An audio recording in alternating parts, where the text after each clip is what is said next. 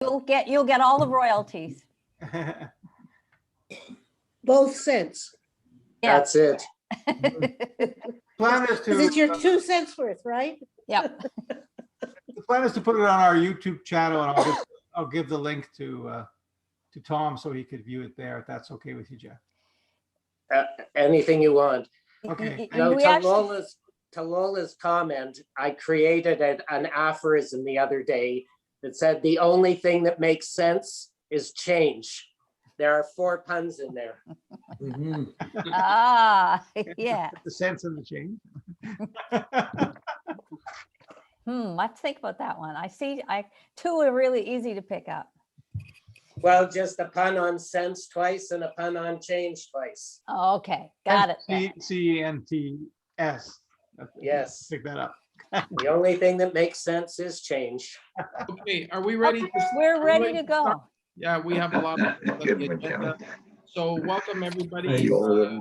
Thank you for joining us today at our Rotary meeting. And I'd like to start with Bill Dungreen and our invocation. I give thanks for the opportunity to be a Rotarian. Rotarians dig wells from which we never drink. We vaccinate people we will never meet. We restore eyesight for those we will never see. We build housing we will never live in. We educate children we will never know. We plant trees we will never sit under. We feed people regardless of race or politics.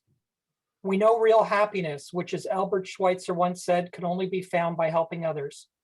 For this opportunity, we give thanks. And that's courtesy of Chat Campbell, who was a Rotarian at the Redondo Beach Rotary Club. Lovely. Perfect. Thank you, Bill. Thank you. Very good. Very fitting. Before we get to our guests, I just wanted to mark this historical day for my fellow Greeks and Hellenes around the world.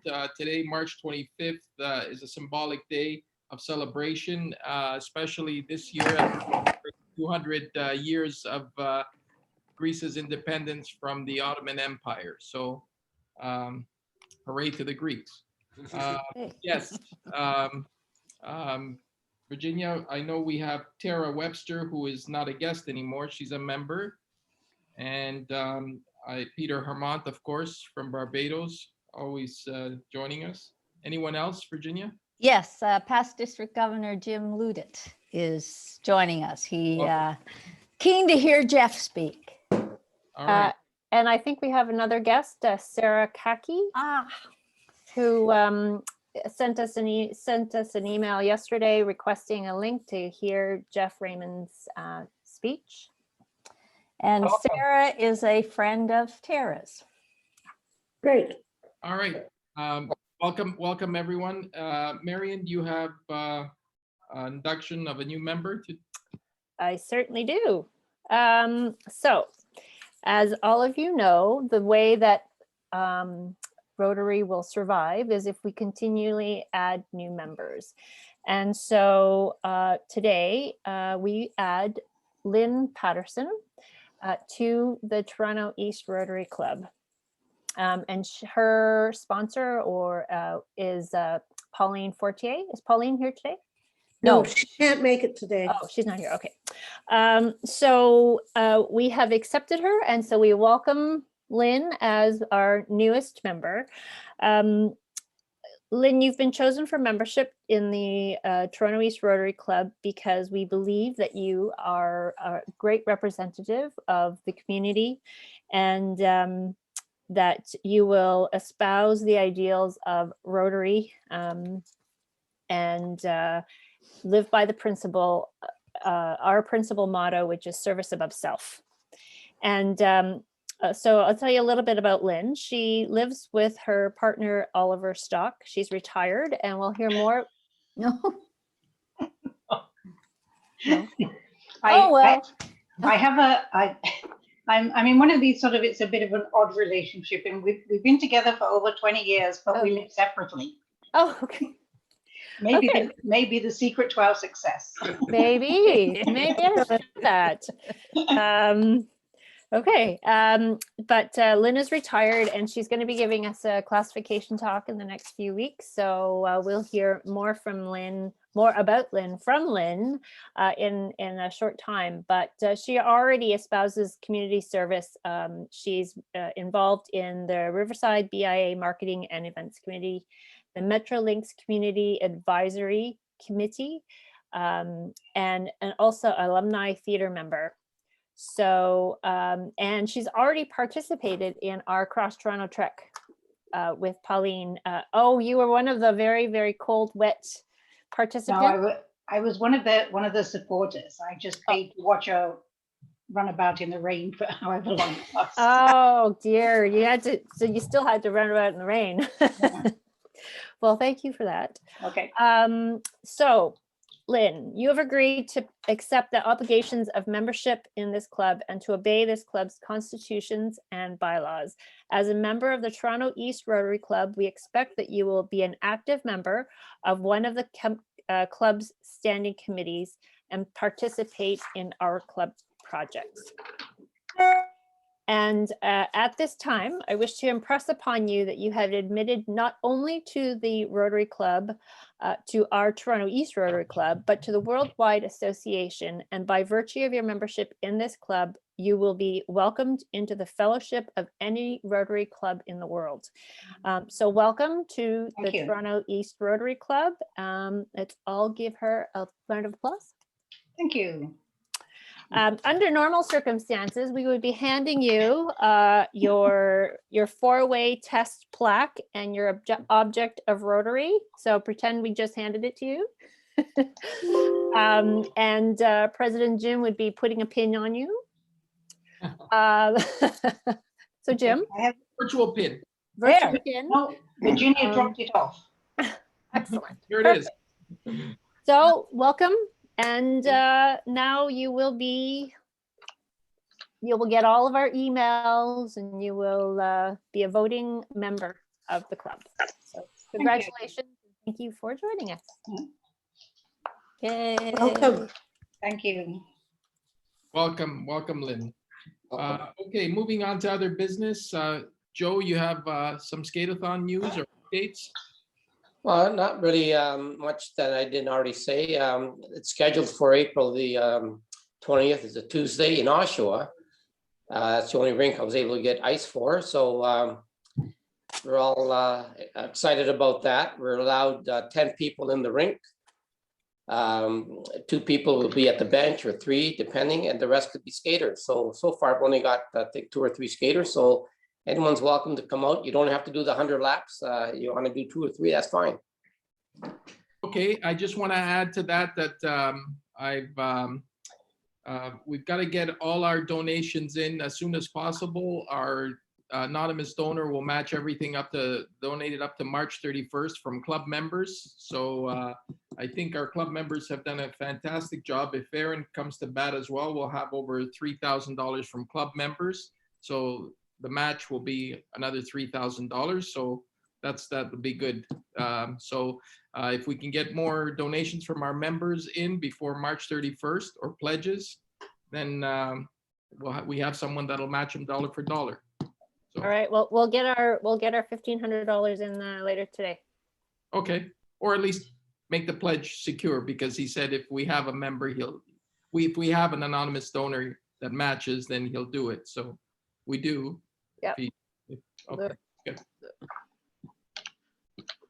All right, moving on, club services. Karen, you had something to update us with? Yes, Tom sent out an email about a couple of decisions that we took at the committee and wanted to confirm, hopefully, that the members are approve of the decision. One was Nellie's. We had allocated $400 before that was supposed to be for bedding, but because of Art and Pauline, they were able to get donations. So that $400 wasn't used, but we would like to reallocate that to diapers and then add an additional $400 for diapers, because Nellie's has a number of children now where that's a needed thing. So that's one thing. And the St. James Cathedral drop-in, we gave them $500 at Christmas and they were so appreciative. They use it just for food. It's not used for anything else. They are, I think, one of the few places where some of the people who are living on the streets are actually able to go in and get food. So that's a request for another $500 for them. So can I ask for approval of those two decisions? Proof. Any opposed? Okay, and the other thing is, I'll just mention it quickly, but I'll send it an email out, and it relates to Tara. And Blake Boltby and Vicky Sorlinas, who is doing a book drive to raise $20,000 for Blake Boltby, of course, a project we're supporting. We would like to be able to call on all of you to provide her with some extra books so that she can raise her goal. I think she's $12,000 or $15,000 now. So she wants to raise another $5,000.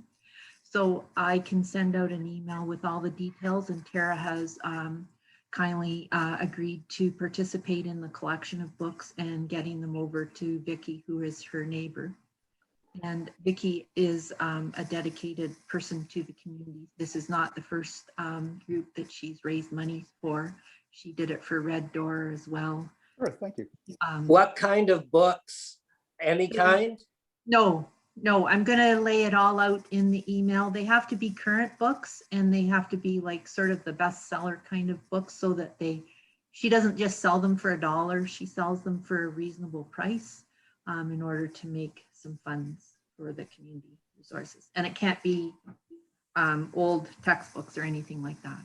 So anyway, hopefully that's all good with everybody. And there'll be a bit of information about, we'd like to have a cleanup event in late April, and also another project that is coming out from the district in June. So I will email.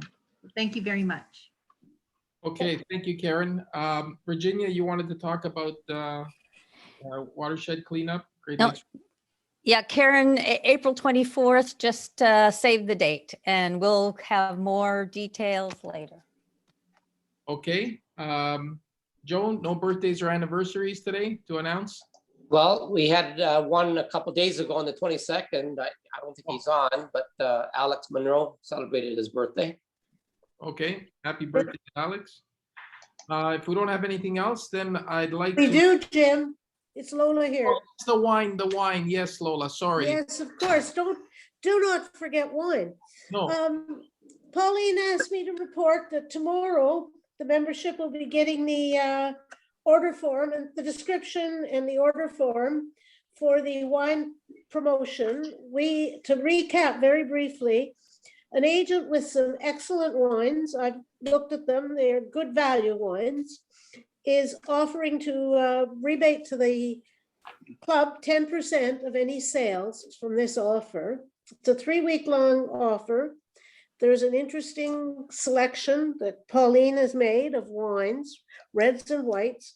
We can buy a case or 10 cases, whatever. You better buy a lot for your party, Jim.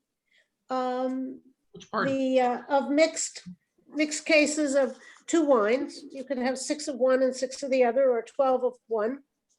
And they get delivered free to your house or any address you want in the GTA. We're hoping people will send it to their friends who are wine lovers, who might order too. And people will get that tomorrow. Any questions? I think that's pretty understandable. Let's get the form out to everyone, and then we'll take it from there. Thank you. Yeah. Oh, Lola. Drink up for Rotary. Actually, Lola, you can lead up into introducing our speaker. Thank you. Okay. Just remind Virginia to record. Just she likes me to remind her a few times. Virginia, are you got the recorder on? It's recording. For longer term club members, Jeff needs no introduction, but for new club members, Jeff Rayman is a member of the club who, with his lovely wife Rita, has created a charity in Africa that he will describe and talk about. I think the best way to get Jeff talking is to ask him where he's zooming in from, because he seems to have multiple locales for his cameras to participate in our meetings. He's an interesting man, businessman, and socially committed, and a good Rotarian. So Jeff, for you. Thank you, Lola. You guys might not want to play the recording after you listen to what I say. It's not actually a factual talk. I want to talk more philosophically, using facts to reinforce the philosophy I'd like to highlight. I typically don't write down any talks I'm going to do. I just sort of speak. And though I did think of a title for today, which is Cause and Effect. And it has to do with why we are Rotarians, what Rotarians do, and why isn't the whole world oriented towards the values of what Rotary espouses. So the two things I'm talking about are our project and facing history and ourselves. And although they don't seem connected, and even further, not so much connected with Rotary, they are in fact entangled, as all of life is interconnected. So I'll start with our project. For those of you who don't know, my wife and I work in Rwanda, Uganda, the Democratic Republic of Congo, Kenya, and Tanzania. We work primarily in areas surrounding national parks, conservancies, or conservation areas. We work with communities that border the parks, and we provide training on how to make free, organic, sustainable fertilizer to reduce the use and impact of chemical fertilizers, which kill the soil, kill the crops, and kill people. And then from there, we provide seeds, trees, or small animals. Seeds can be fruit trees or shade trees. The roots help keep the topsoil in place. They draw carbon out of the air, put it back in the soil where it belongs. And animals are continually making manure and babies for the replenishing of the fertilizer. Everything we do is sustainable and scalable. So if someone gives me $1, I go out and buy a kilo of seeds for $1. In 3 months, that kilo can be anywhere from 15 to 25 times its original amount. So what the recipient does is he will pay forward to one of his community members the same amount they received. And that person then would acknowledge that gift and make a commitment to pay forward as well. So whether it's a tree, a chicken, seeds, the training and fertilizer, this is self-sustaining, scalable, empowering, and probably one of the most efficient utilizations of money, because once $1 is donated, it will live in perpetuity. And here's the cause and effect component. As long as the people who we are working with embrace the notion that they can empower and help themselves once they've been given the opportunity to do so. And so many of the initiatives I see around the world are lacking in a sustainability component, not because of the initiative itself, but because of the makeup of our human personality. And as such, there are good people, there are bad people, there are Rotarians, and there are non-Rotarians, which is how I like to divide the world. Whether someone is an actual acting Rotarian or not, I've met a multitude of people who are Rotarians in heart. So that is basically our project. We just got back from Africa a couple of weeks ago. The biggest impact we saw is that the majority of sub-Saharan Africa is driven by tourism, and tourists aren't coming. And for example, in Tanzania and in Kenya, we saw examples of 70% unemployment. And these people, for the most part, have no alternative but to twiddle their thumbs. However, many of them are returning to farming because they need to eat. And so the initiatives that we teach, although minuscule in concept, in applicability, can help give people an independent ability to feed their families. So that's the project, and I'll take questions on that afterwards. I want to talk more about facing history and ourselves. I have, during my lifetime, sat on over 25 not-for-profit boards. Today, I only sit on about 3 of them. At my peak, I was sitting on about 11 not-for-profit boards at the same time. Of all of the organizations I've been involved with, I believe that facing history and ourselves is not only the most impactful, it's the most important. Because why is it that not everybody is a Rotarian? And although I don't want to cast negative aspersions towards anybody, our value systems are predicated on both our environment, our families, the people we grow up with, the schools we go to, and somehow selfishness, divisiveness doesn't seem to be alleviated anywhere. If we look south of the border and what's going on there in the United States, if we look at our ability to criticize our current government, no matter what they're doing, everybody's got an opinion, everybody says they're wrong, they're right. And this divisiveness is not healthy. We might have opinions, but we have not learned how to share them in a proactively productive way. We tend to negate efforts by espousing negative views that tend not to move things forward, but to create a quagmire of indecision and inaction. And so what Facing History and Ourselves does is they teach teachers how to teach anti-hatred, anti-bigotry, anti-Semitism, anti-racism. They teach how to have dialogue in an effective, civic-oriented fashion so that the object of discussion is to move forward towards a proactively healthy alternative than the negativity that we see today. They've existed for over 35 years. They started in Boston with a bunch of school teachers and has grown throughout the United States, Canada, a lot of Europe, the Middle East. Their footprint is everywhere. And although I am very cynical about the ability of our existing, peer group, let's pick a number, 50 and above, 40 and above, doesn't really matter. We're pretty set in our ways. But young people, especially young students, have the ability to open up and learn the values that brought all of us to Rotary in the first place. Learn the values that create a world that is more egalitarian and more open to listening as opposed to talking. And in that way, these Rotarian values can be filtered through a planet, through an educational process that begins very early. The cost for facilitating Facing History is just allowing teachers on their PD days to have access to materials because we write course curriculum.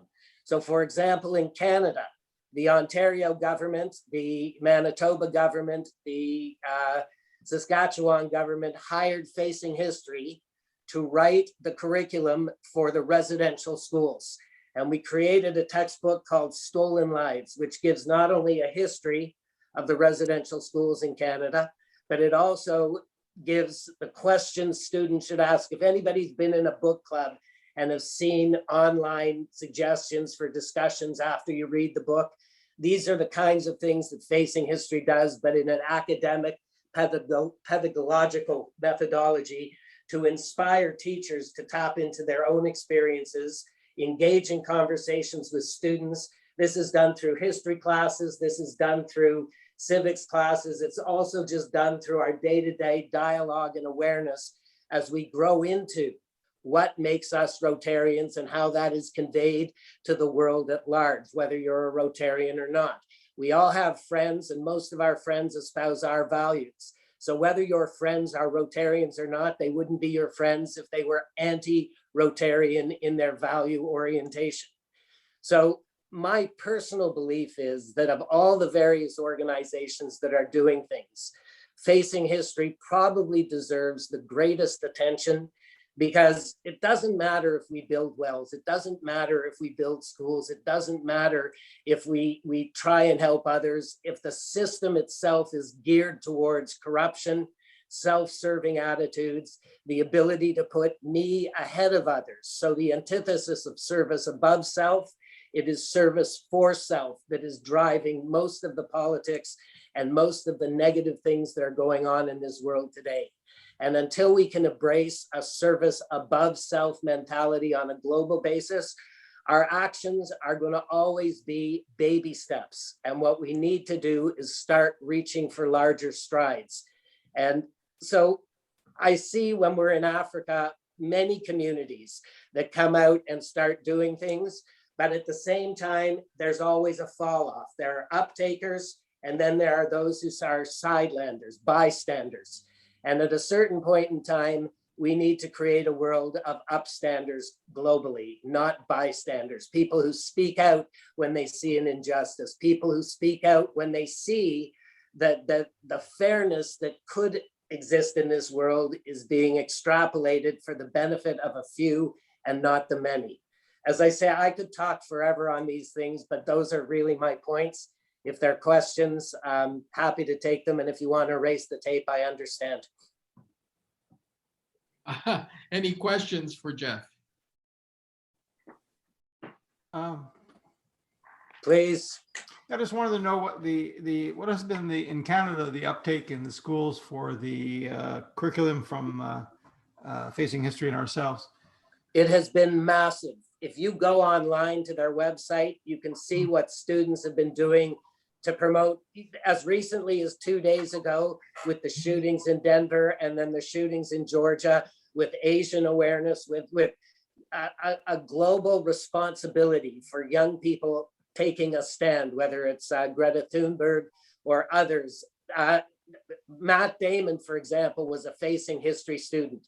And if you look at some of his activities that he's done post his fame, you can see that he got Ben Affleck, he got others involved in having a sense of awareness of their relationship, their prestige and wealth, and the rest of the world.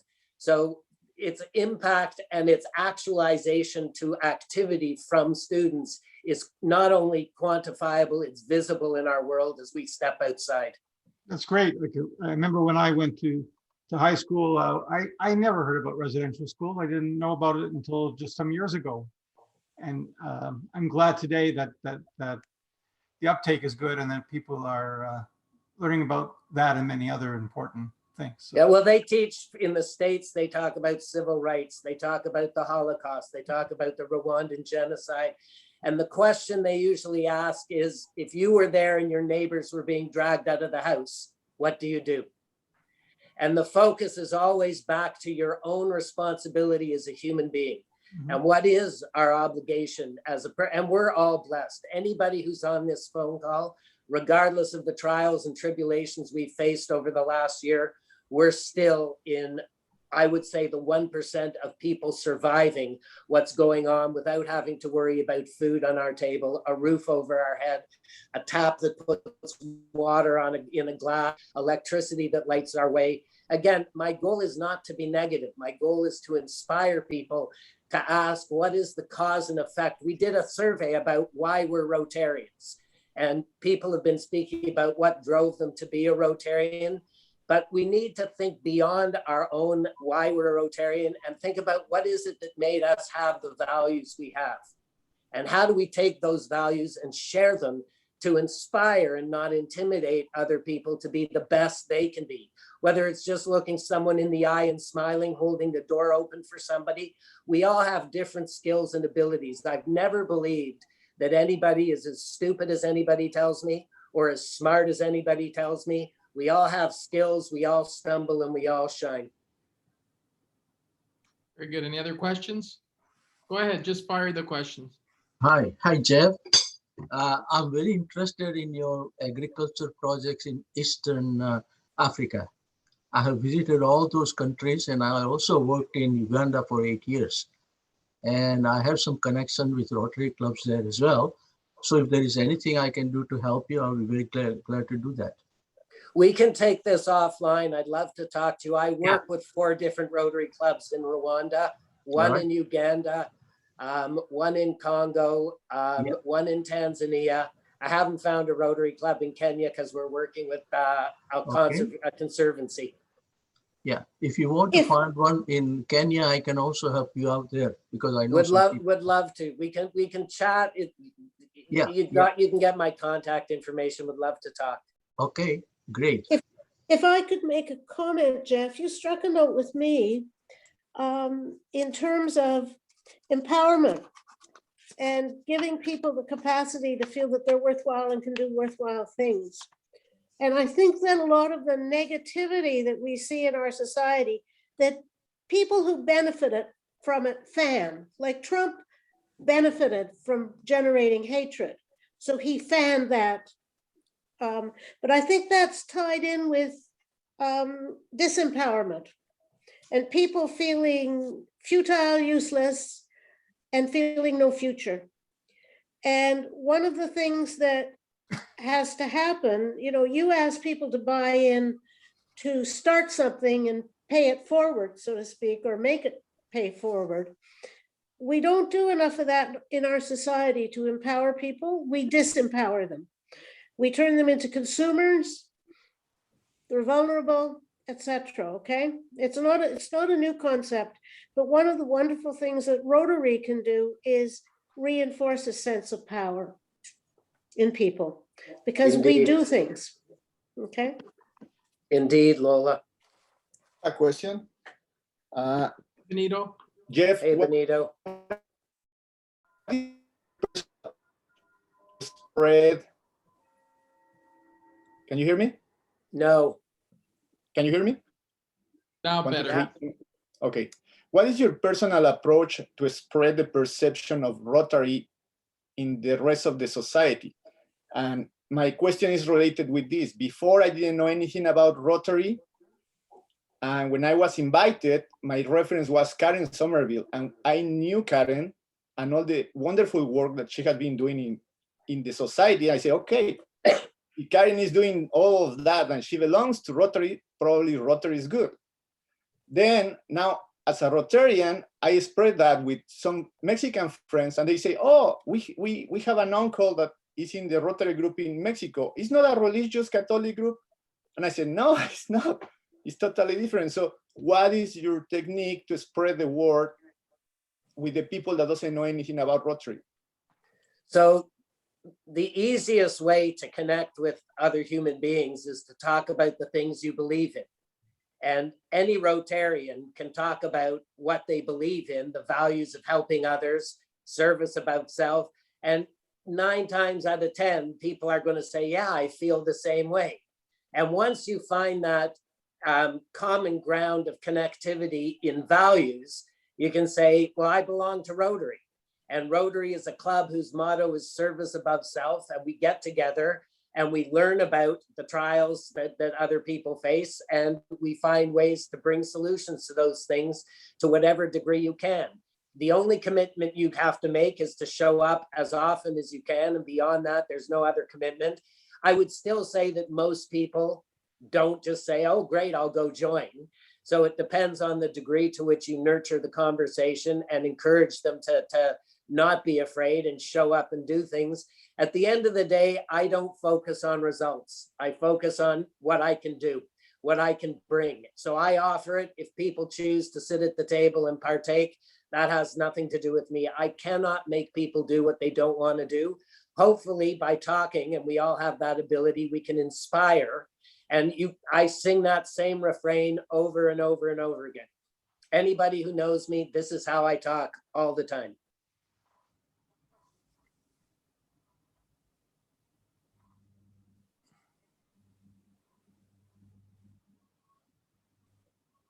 Any more questions, comments? If there aren't any, then I would love to request that the club consider perhaps supporting Facing History and ourselves with a little more. I know there are other issues going on, but certain issues we hope are temporary and others are massively long-term. And if we don't fix the world we're in, all these short-term problems aren't going to mean anything as our environment continues to punish us for what we're doing, as nature reminds us that we're not infallible and that we can be killed off by viruses and other things. We need to have a sense of global responsibility in helping each other. There is enough resource on this planet for everybody to eat, everybody to have water, everybody to have a home. There's no reason other than our own greed that prevents that. And the only way of doing that is by changing the attitudes and mindsets of those who are too young to have developed them already. Right. I think we can, oh, Karen. Well, I was going to say, I'll talk to you off line, Jeff, and we'll get another proposal together for our meeting next month. And Leora's happy to come back. We can bring students, we can bring other people, whatever the club needs. And again, I'm not asking for everything, but I do believe, as polio was the foundation for Rotary's vision for a number of years, I would love to see how we educate our young people, whether it's through Facing History or Rotary in classes. I speak on behalf of Amnesty International and Facing History in schools. And these subjects don't need a heading. It's the values inherent in the subjects that are worth listening to, not the titles. So thank you. Jeff, it's Jim Ludit. I'm going to come back. I'm going to come to you offline as well on a couple of things. Thank you, Jim. Crystal, I know David's just starting out in school. Oh, sorry, hasn't been in school that long, but has his curriculum touched anything like that? Mm-hmm. Yeah, this year certainly they're learning about the Indigenous people and the different issues that have been facing. So even at his age, he's just turning 9 in May. So they're already starting to work on that sort of curriculum in school. Absolutely. All right. I have 3 grandchildren in the American system, and actually in Boulder, Colorado.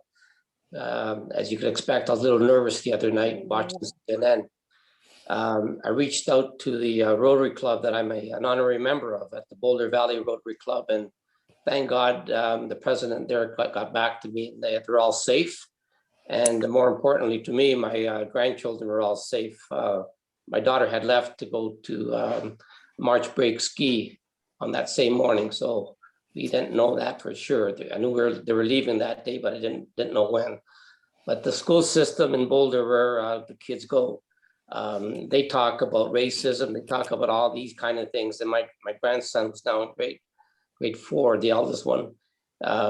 He doesn't even acknowledge that there's a problem. Like he realizes there's a problem, but they're all one. To him, my best friend is Black. That didn't matter to him. So it's been instilled in their brain already. So I'm glad to see that being happening in the United States, at least in their area. Not to say it's happening throughout the Americans, but in Boulder, at least it is. All right. Jeff, I have a quick question. So my son starts elementary school in the public school system next year. How would I know if the school or the teachers are involved with Facing History and Ourselves? Like, is there some kind of certification, or would it be called something on their website, or does all the Toronto District School Boards, are they already on board and the teachers are involved? So I'll answer your last question first. No, not all the Toronto District Boards schools are involved. The focus has been on high school. It's very difficult to ask a senior kindergarten or kindergarten school child to start thinking about these things, because they're not thinking about them yet anyway.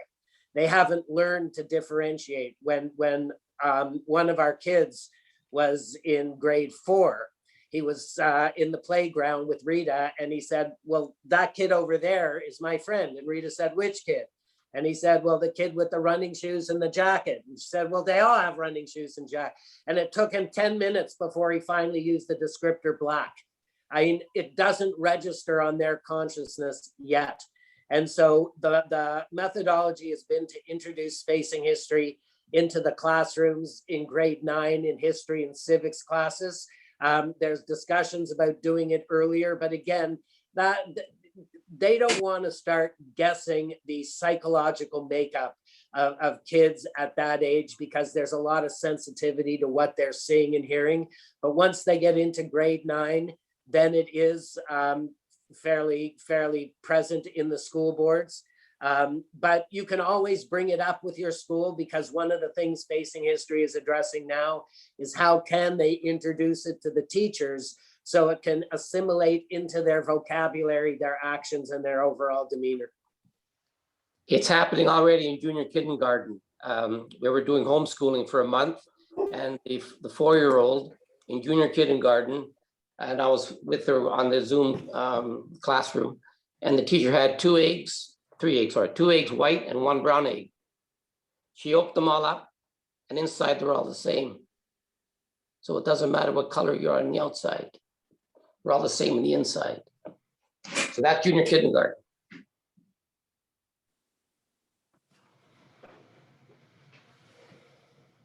Okay, thanks. Thank you guys. There's some good resources. I'd advise everybody to just go check out the website. It's www.facinghistory.org.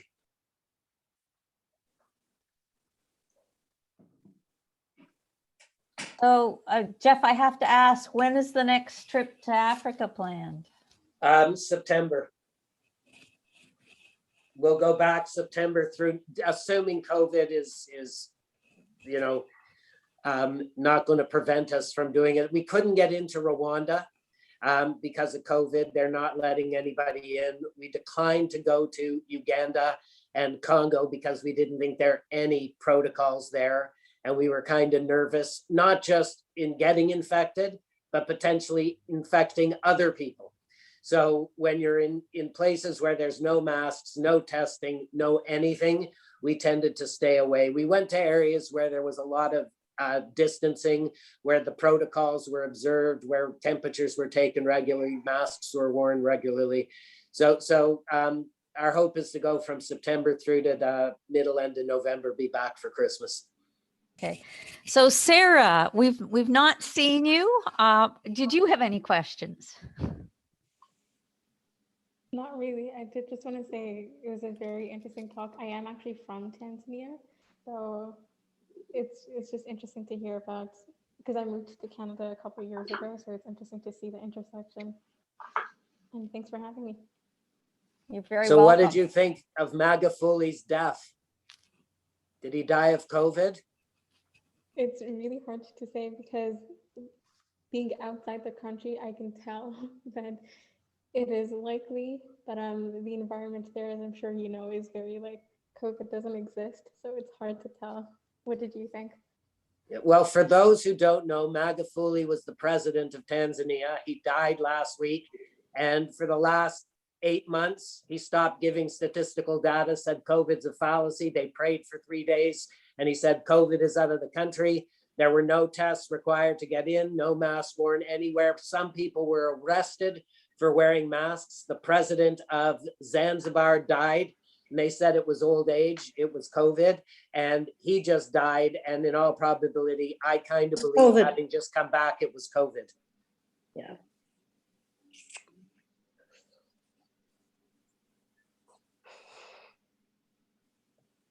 Okay, so our President Jim had to leave for another Zoom call. So I will, if we have no other questions or comments, I'm going to ask Leslie to thank our speaker. Yes, Jeff, I'm so glad that we recorded your session. Although you said it wasn't scripted, and maybe I don't want to record it, I think it was one of the more important talks we've had this in the last year. So thank you for sharing your philosophy. I think it's important to think about your passion and for making us. And I learned a lot. I hadn't heard of the Facing History in Ourselves before until I knew what you were going to speak about, and I actually Googled what the organization was, and I'm glad that you gave us, elaborated and gave us more information that I was able to Google. And thank you as well for bringing us up to date about the Guardian Project and how they're affected by, how people in those regions are affected by COVID, and how sustainable farming is helping many of them. It was really great to learn more about that. And I also wanted to thank you very much for all that you do for our community and for the world. It's an honor to know you, and it's an honor to be in the same Rotary Club as you. You're very kind. Thank you, Leslie. Thank you, everybody, for listening. All right, thank you. Thanks, Jeff. I believe that that ends our program for today, unless anyone has anything else. No? Okay, then I will at 1:29 declare our meeting closed. Thank you everyone for being here, and Lynn, welcome to the club. Welcome, Lynn. Lynn. Welcome, Lynn. Bye. Bye-bye. Bye-bye, everyone. Bye-bye.